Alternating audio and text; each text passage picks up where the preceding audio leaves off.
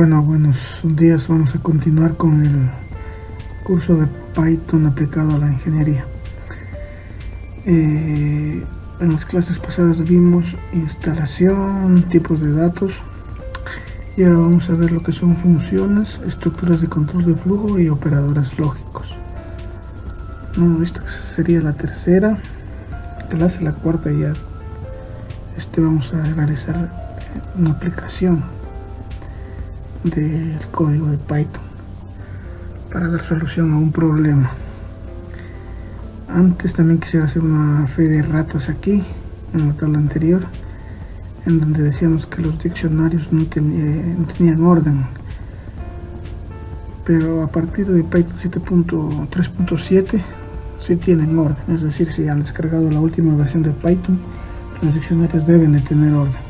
Si tienen una versión anterior a la 3.7 no tendría orden, pero las versiones más actuales tienen orden los diccionarios. Eso simplemente. Entonces empecemos con las funciones.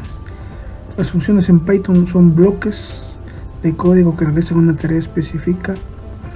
Pueden tomar entradas llamadas parámetros o argumentos y devolver un valor como resultado. Las funciones permiten reutilizar código y organizar programas de manera más clara y eficiente. Se definen utilizando la palabra clave def, esto ya lo vamos a explicar, y se invocan por su nombre para ejecutar su lógica.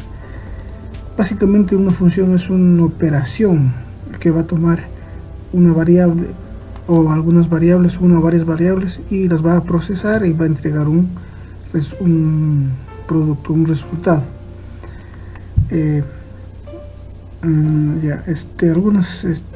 Estas son algunas de las más conocidas funciones. No voy a entrar en detalle de estas. Hay muchas más y me parece que es un error que muchos docentes cometen de estancarse explicando cada función, cómo funciona cada función y sus ejemplos. Considero que es mejor en el proceso de aprendizaje que vamos a ir realizando, las vamos a ir utilizando una por una, y no una por una, sino cuando las necesitemos las utilizaremos. Y entonces no nos estancamos explicando una por una. Y como pueden ver, estas son algunas de las más utilizadas, pero hay muchas más. Por ejemplo, print, que me va a ayudar a imprimir un resultado. Input, que me va a permitir ingresar datos.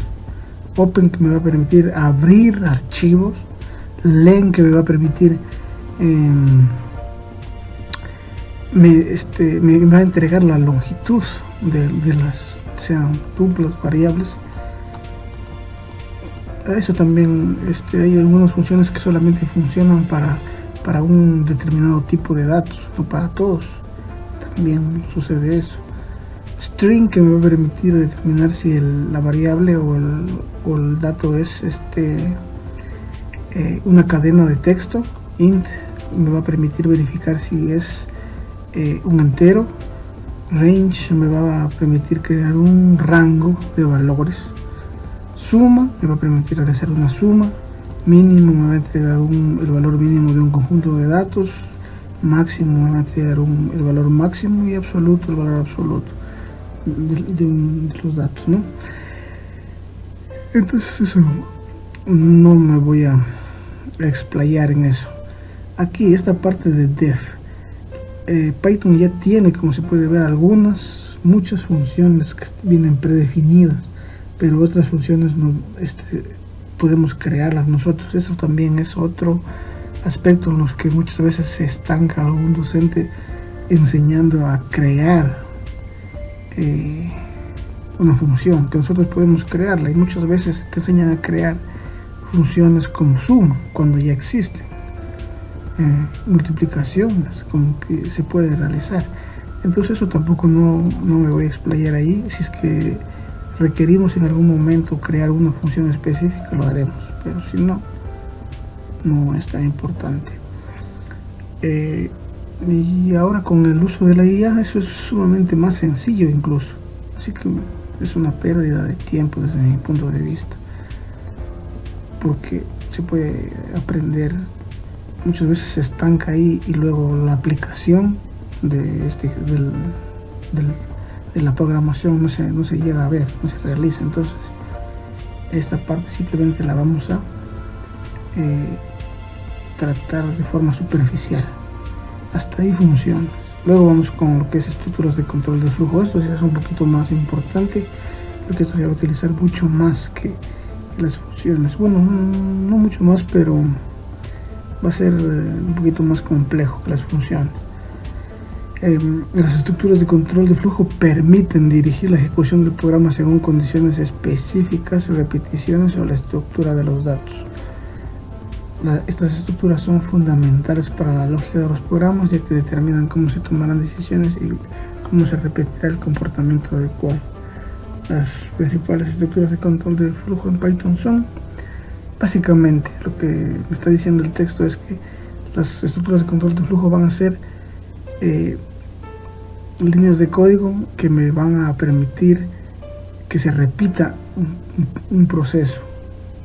Me va a permitir la iteración de un proceso.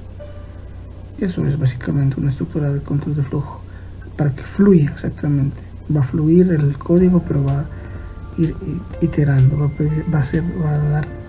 a realizar repeticiones. Entonces, los principales son condicionales y bucles. Los condicionales son los que permiten ejecutar bloques de código cuando se cumple o no una condición. Aquí tenemos los más comunes, que son if, else y elif. If, tal vez si es que trabajaron con otros lenguajes de programación ya le hayan conocido. If ejecuta un bloque de código si la condición es verdadera, lo mismo que en otros lenguajes de programación, y vamos a hacer ejemplos de eso. If, else, lo mismo, es igual que en otros lenguajes de programación, ejecuta un bloque de código si la condición if es falsa y complementa if. Obviamente tiene que complementarla si es que va a verificar si la condición de if es falsa. Y el if permite configurar múltiples condiciones secuenciales, también complementa a if. Ya vamos a ver. En algunos lenguajes esta es la contracción de el else if. ¿Ya? Y los bucles. Estos bucles sí son sumamente importantes. Estos se van a utilizar bastante. Los bucles permiten ejecutar un bloque de código repetidamente. Los dos bucles más utilizados en Python son el for, y como en otros lenguajes el for y el while. Los bucles son repeticiones básicamente, así como las condicionales son decisiones y repeticiones. Esas son las estructuras de control. Las decisiones que tiene que tomar, o las líneas de código que le van a indicar las decisiones que tiene que tomar el código, y las repeticiones que tiene que hacer. Entonces básicamente las estructuras de control de flujo son decisiones y repeticiones. Hay algunas otras, pero estas son las más importantes. Los bucles, ya dijimos que permiten hacer la repetición. El for se utiliza para iterar sobre una secuencia, como una lista tupla o un rango. Es útil para cuando sabemos cuántas veces queremos repetir el código. Claro, este for me va a permitir iterar definiendo yo un rango o un número de variables de una lista, una tuple, etc. Pero voy a conocer las veces que se va a repetir, que necesito que se repita el código. Mientras que while ejecuta el código mientras una condición sea verdadera. Es útil cuando no sabemos cuántas veces se va a repetir el código exactamente. Cuando no sabemos cuántas veces se va a repetir el código, por ejemplo, tenemos un rango que no sabemos hasta dónde da, o una tupla que se creó y no sabemos cuántas variables tiene, entonces podemos utilizar el while. Esa es una diferencia. Otra diferencia es en la redacción del código, en la estructuración. El for empieza con un valor que va a ser siempre 0. Va a empezar siempre desde el 0 mientras que en el while podemos indicarle desde dónde va a empezar y también debemos indicar dónde va a terminar,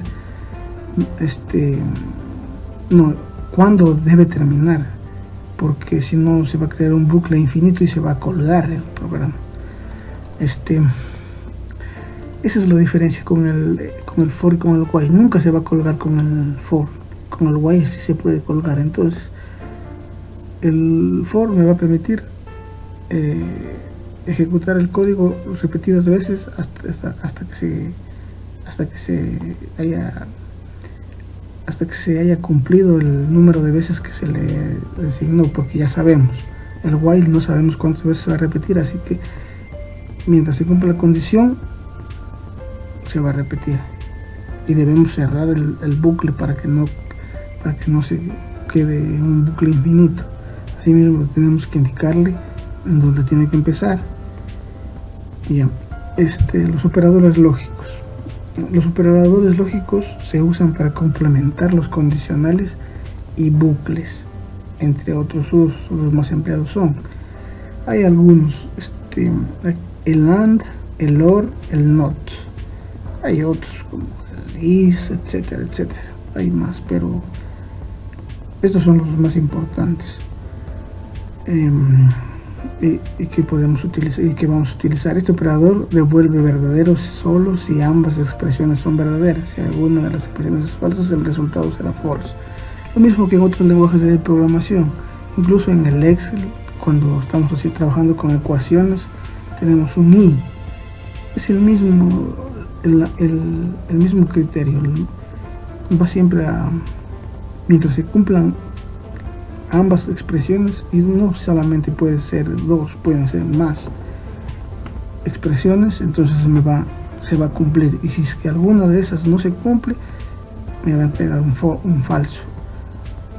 El OR, así mismo que en otros lenguajes de programación, en el Excel también hay no es en el Visual Basic, sino cuando se trabaja simplemente con ecuaciones, el OR también hay una función OR que me permite, así mismo me va a devolver verdadero cuando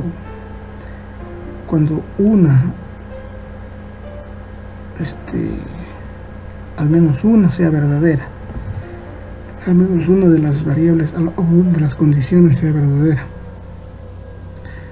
Y vamos a ver, y el NOT me va a invertir el resultado. Si es que tengo un valor verdadero, me lo va a entregar falso, y si tengo un valor falso, me lo va a entregar verdadero, simplemente.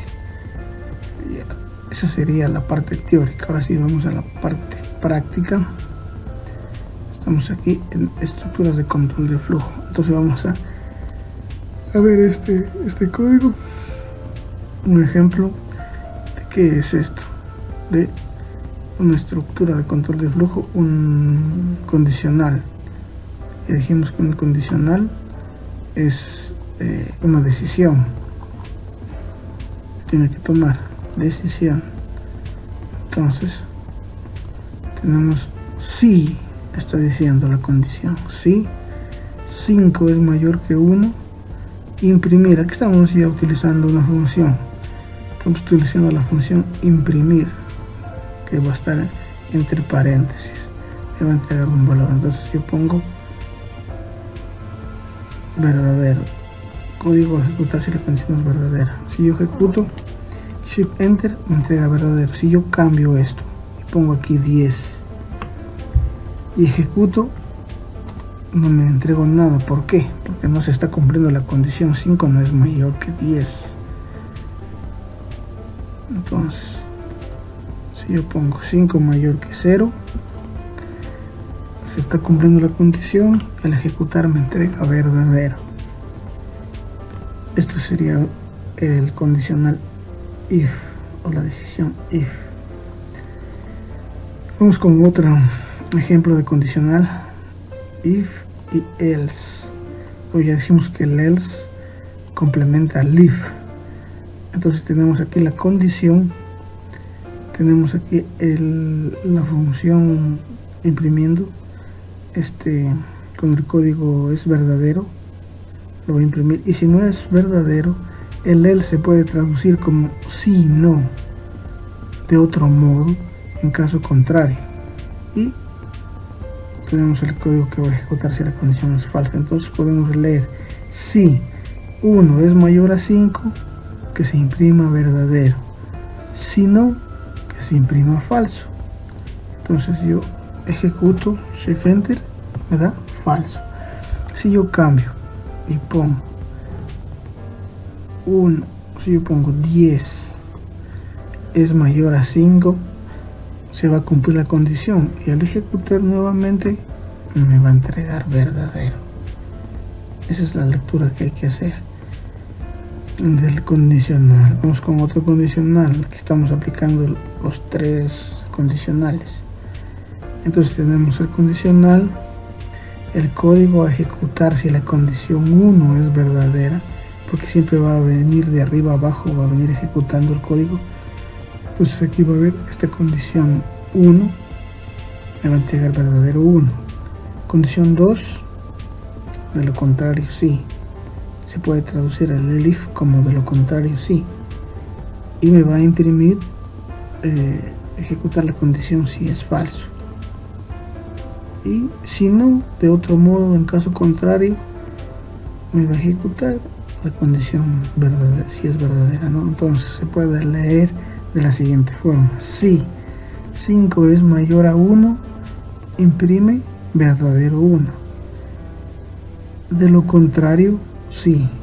De lo contrario, sí. 5 es menor o igual a 8, aquí verifica otra condición, imprime verdadero 2. Y de otro modo, o en caso contrario, imprime todo es falso. Entonces al ejecutar me entrega verdadero 1. Si yo cambio la condición y pongo 5, porque 5 es mayor a 1, me imprime esta. Si yo pongo 5 es mayor a 10, ¿qué me va a imprimir? 5 es mayor a 10, no. Entonces esta parte no se cumple. Pasa acá abajo a leer esta parte y verifica. Si 5 es menor o igual a 8, imprimir este. 5 es menor o igual a 8, se va a cumplir esta condición, entonces me va a imprimir verdadero 2 en este momento. Me va a imprimir verdadero 2. Ya no me ejecuta la siguiente línea porque ya se cumplió esta condición. Ahora, si es que fuera si no se cumplieran estas condiciones, entonces si fueran ambas falsas, aquí sería 5 es menor, 50 es menor o igual a 80, o cambiémosle 5, dejémoslo para no confundirlas. 5 es menor a 1, menor o igual a 1. Si es menor a 10, 5 es menor a 10, no. Entonces va a venir, si 5 es mayor a 10, no. Entonces se salta este y pasa a esta. Verifica esta. 5 es menor o igual a 10, no. Entonces se salta esta y pasa a ejecutar esta. Y imprime todo es falso. En este momento va a imprimir todo es falso. Perdón. A ver, 5. Está bien. Tiene razón. Aquí se está cumpliendo esta condición. Aquí pongámosle 50 para que no la cumpla. En este momento no está cumpliendo. 50 no es menor o igual a 10. Aquí sí se va a saltar y va a pasar acá abajo. Entonces me va a indicar que todo es falso. Esto es, aquí estamos aplicando los 3 condicionales más importantes. No es un bucle, simplemente es una estructura de condicionales. Ya vamos a ver aquí un bucle. Esto es un bucle. Un bucle son repeticiones. Entonces tenemos para i en el rango A5. I es la variable que toma los valores del rango. Estamos indicándole que definiendo una variable. como hacíamos en clases pasadas, a es igual a tanto. Aquí simplemente estamos definiendo la i. Esta va a ser la variable que se va a iterar. Podemos ponerle otro valor, j, k, la que queramos, pero ponemos sí porque sabemos que para que se entienda que estamos iterando. Entonces para i en el rango de 5, aquí estamos utilizando ya la otra función range que estábamos. Por eso les digo que no me gusta ir una por una, simplemente cuando las necesitemos las utilizamos. Esta función range me va a poder,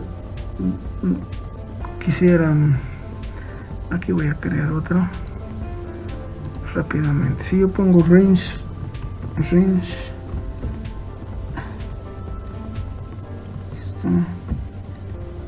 range 8, me va a crear un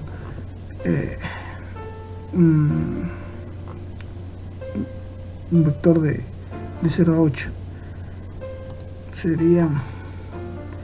¿Qué sería esto? Una tupla. Me va a crear una tupla, ¿no? Una tupla de 0 a 8. Una tupla con dos valores de 0 a 8. Si yo pongo, si la defino como variable a es igual al rango 0 a 8 y pongo print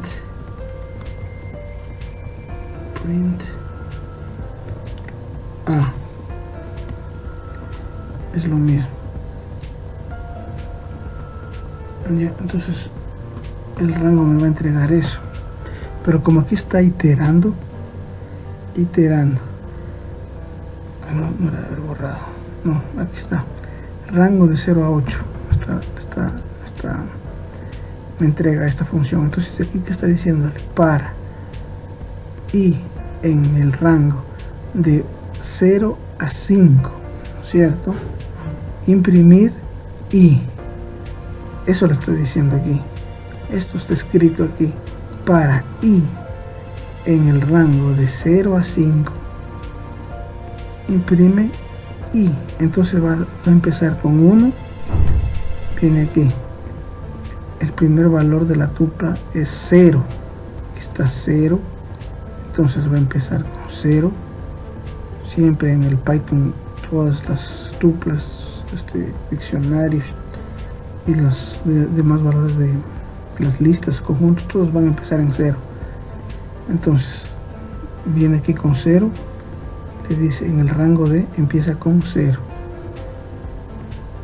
imprime 0, vuelve aquí al for, se transforma en 2, digo en 1, en el rango de 1, imprime 1, vuelve aquí, se convierte en 3, y así se convierte en, imprime 3, se convierte en 4, imprime 4, ya está, hasta el 4, porque son del 0 al 4, porque estamos tomando el 0, porque siempre empieza por el 0, eso me olvidé de decir, siempre empieza por el 0, entonces el 5 ya no está dentro del conjunto. Continuamos con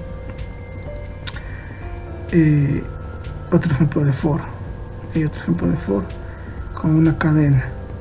Tenemos una variable texto que está definida como una cadena y le está diciendo para letra. Aquí ya ven que aquí usamos i, una letra, y aquí estamos utilizando ya una palabra como variable. Para letra en el texto, que es la variable que definimos antes, imprimir letra. Entonces, ¿qué va a hacer? Como texto es Python escrito, entonces está diciendo para letra en el texto, imprime letra. Entonces va a ir uno por uno. El primer valor es el 0, coge la P y la imprime. Luego pasa acá a la Y y la imprime. Luego a la T y la imprime. Luego esta letra se vuelve la H y la imprime. Luego se vuelve la O y la imprime. Si es que yo pongo Python es Genial. Y ejecuto. Perdón, ¿dónde está? Aquí está. Va a crear, imprimir a sí mismo el espacio uno por uno. La P, la I, la T, la U, etcétera, etcétera, etcétera. Uno por uno. Es diferente a imprimir la variable. Si yo imprimo la variable, por ejemplo, pongo aquí print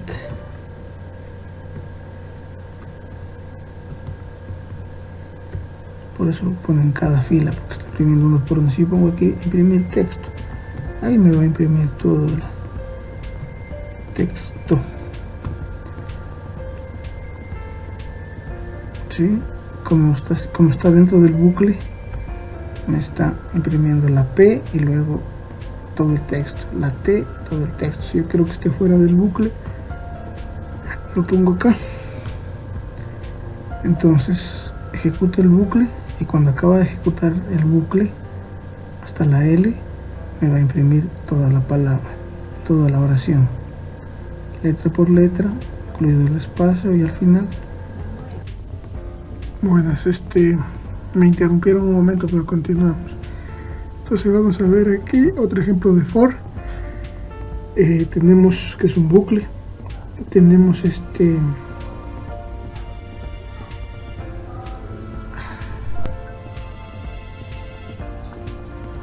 Bueno, me interrumpieron un momento, pero continuamos con la clase. Entonces aquí tenemos una lista.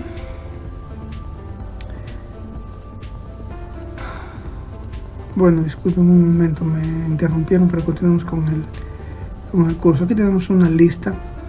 Primero una variable que está definida, que es una lista, o esta lista está definida por esta variable. Como lo quieran ver. La variable palabras es una lista, más claro. Entonces tenemos el ciclo for.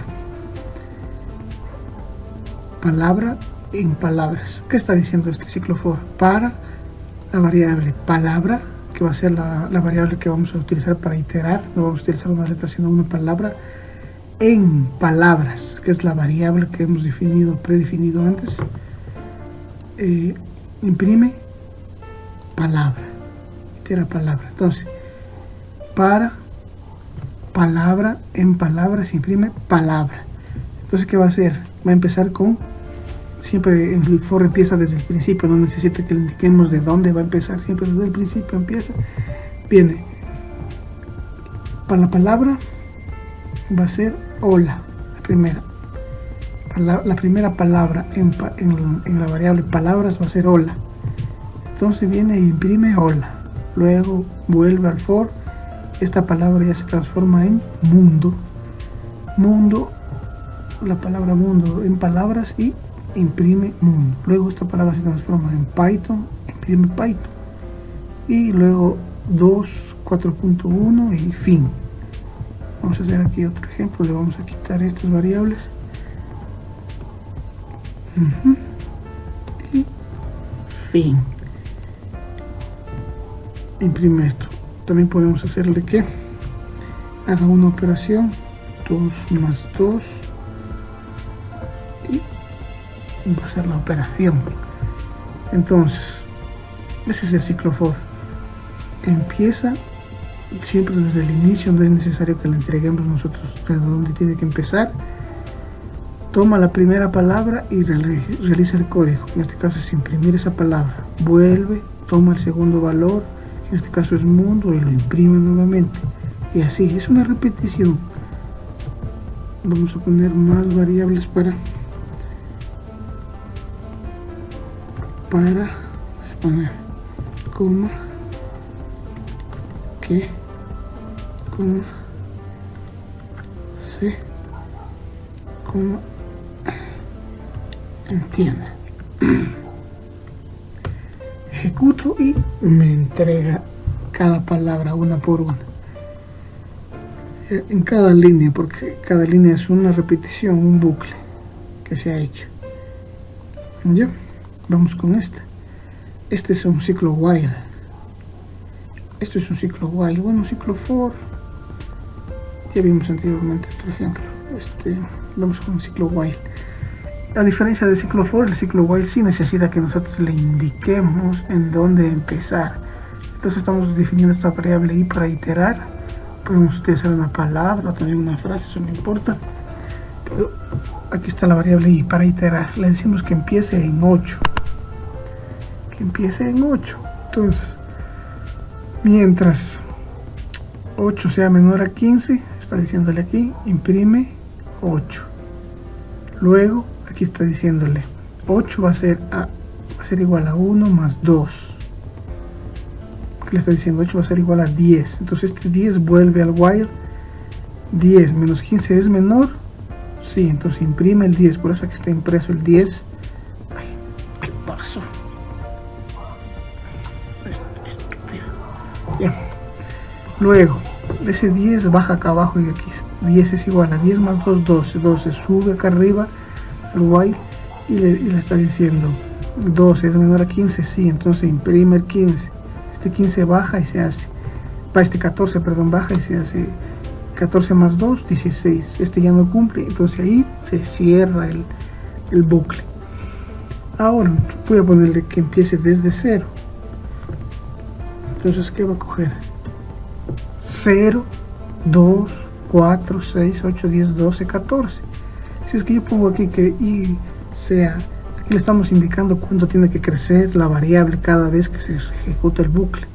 Y esto también nos va a ayudar a cerrar el bucle, si no se va a convertir en un bucle infinito y se te cuelga el programa, se te cuelga, porque se está ahí, es un bucle infinito. Ya vamos a ver, no me gusta a mí hacer eso, pero por motivos didácticos va a tocar. Entonces, aquí estamos viendo 0, 1, 2, 3, 4, 5, 6, 7, 8, 9, 10 hasta el 14 que cumple con la condición. Viene aquí el 0, 0 es menor a 15, imprime el 0, 0 más 1, 1, vuelve el 1, menor a 15, sí, verdadero, imprime, 1 más 1, 2. Y así estamos indicando cómo debe de crecer la variable. Ahora, si yo le quito esto, ¿qué va a hacer? Se va a crear, no va a crecer la variable cuando vuelva al while y va a crear un bucle infinito. Entonces, si yo pongo aquí 8, pongamos 8 para que se pueda visualizar. Si yo pongo aquí 8, va a empezar de 8. 8 menor a 15, sí, imprime 8. Vuelve otra vez el 8 porque nadie me está diciendo cómo crecer. Esa es otra de las desventajas o otra de las diferencias del while. Vuelve el 8 menos 15, imprime nuevamente. Vuelve el 8 y no se va a cerrar nunca, pues no está creciendo la variable para iterar. Hagámoslo. Ahí está. Ustedes pueden ver, ya se colgó. Está aquí imprimiendo 8, 8, 8, 8, 8. Y no me deja. Ya empezó. No me deja mover más. Veamos si es que me deja editar esto.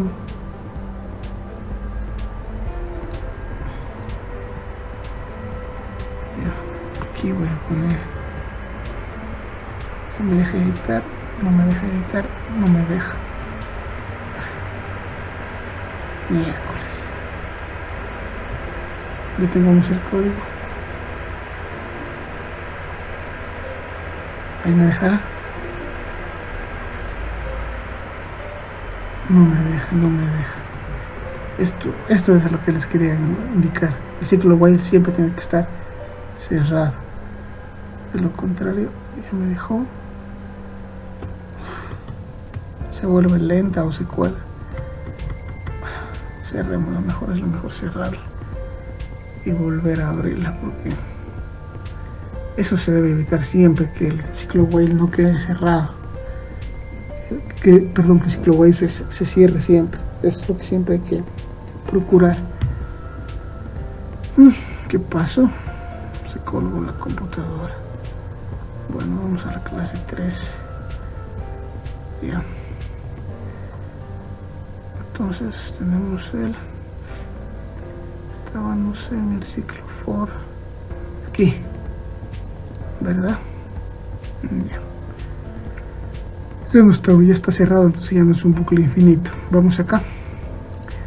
Aquí tenemos otra lista que se va a llamar frutas y le hemos puesto banana, cereza y unos 2 nombres.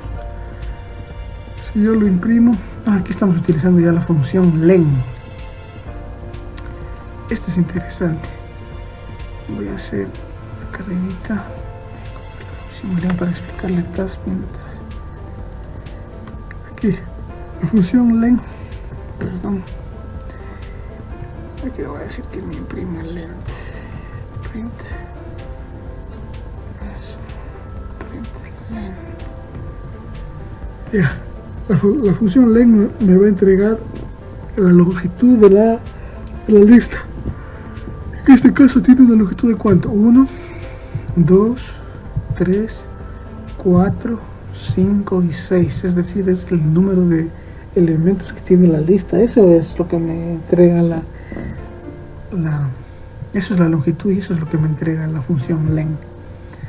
Entonces aquí le estamos diciendo para i, que va a ser la variable para iterar, que va a empezar en 1, estoy diciendo en 1, mientras 1 sea menor a la longitud de la lista, que en este caso es de 4, 5, 6, entonces 1 menor a 6, imprime.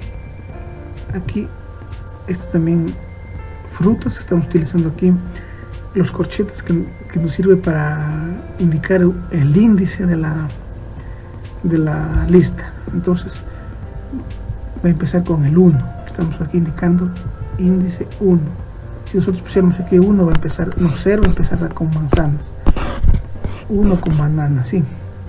Y este i más 1, que es i más igual a 1, le estamos diciendo cómo va a crecer, es el equivalente a este de acá.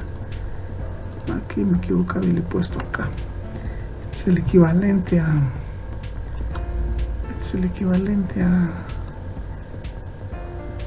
este. Ya. Es el equivalente. Le estamos diciendo que crezca 1. Entonces, si nosotros ejecutamos, ¿qué pasa? Aquí, como le dije que me imprima la longitud, me da 6. ¿Ya? Y me imprime desde banana, cereza. ¿Por qué desde banana? Porque le estoy diciendo que es 1, le estoy indicando que es 1. Yo les digo que en Python siempre empieza de 0. Entonces, para que imprima manzana, 0. Ya le voy a quitar esto para que ya no me imprima el 6, o sea la longitud, y le voy a quitar los valores también, solo que quede las cadenas de texto. Entonces ejecuto y me entrega cada uno de los valores de la lista: manzana, banana, cereza y fin.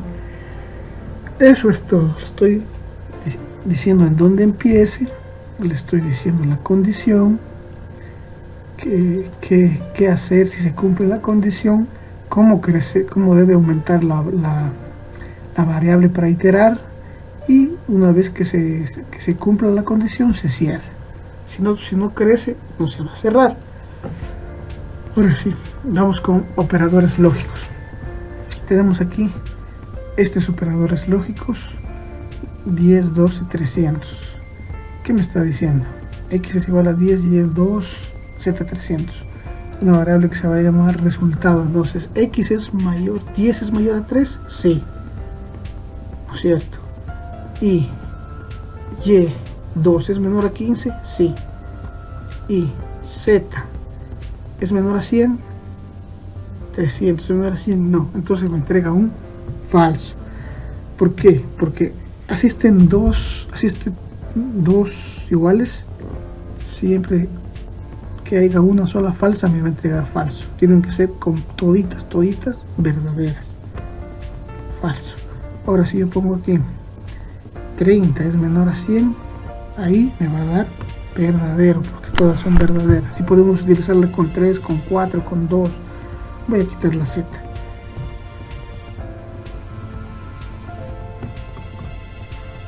Quito la Z y imprimo. Verdadero. ¿Por qué? Porque las dos son verdaderas. Ahora, si es que pongo aquí 20, me va a dar falso. ¿Por qué? Porque 10 sí es mayor a 3, pero 20 no es menor a 15. Una es falsa. Entonces, siempre que haya una sola falsa, me va a entregar falso. Listo, vamos con acá abajo con OR.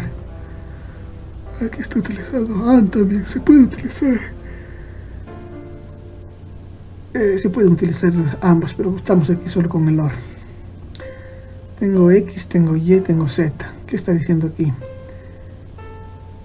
X que vale 1 es mayor a 0, sí. O 10 que es mayor a 20, imprime el resultado. Entonces, ¿qué me va a imprimir? 1 si es mayor a 0 y 10 no es mayor a 20. Entonces tenemos una que es verdadera y otra condición que es falsa, ¿no es cierto? Entonces, para ahí tenían que ser ambas verdaderas, pero con O basta que una sea verdadera, me va a entregar verdadero. Entonces si yo escribo, me entrega verdadero, porque una sola es verdadera, una sola. Para que me salga falso, todas tienen que ser falso, al contrario del AND. Entonces, que yo pongo aquí 10 es mayor, no, 1 es mayor que 10, aquí 1 es mayor que 10 es falso, o 10 es mayor que 20, también es falso, entonces me va a dar falso. Podemos utilizarla con otras variables, tenemos ahí la Z, entonces me lo voy a poner aquí, Z es igual, aquí siempre para definir igual, ya dentro del código hay que poner así se definen las variables, sí, con igual, pero para comparar se pone así. Es que yo pongo así me va a salir error, y entonces o X o Z es igual a 15. A ver, 1 es mayor a 10, no, entonces pasa al siguiente. 10 es mayor a 20, no, entonces verifica la siguiente. Siempre que encuentre una, aquí Z es igual a 15, me va a dar verdadero, pero como está mal redactado me va a dar, aquí está error. Aquí nos dice, vale, tal vez tú querías decir, aquí están los operadores. ¿Bien? Entonces yo puedo poner aquí para que compare, esto es para comparar. Ahí verdadero, ¿por qué? Porque uno solo era verdadero. Ahora si yo pongo aquí este es 18, ya no va a ser verdadero, va a ser falso porque todas son falsas.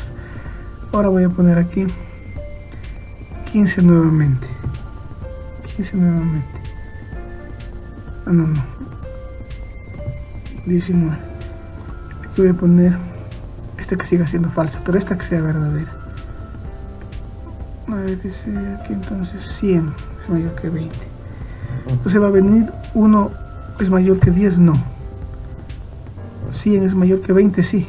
Ya ni siquiera le verifica acá. Basta que encuentre esta y ya imprime verdadero.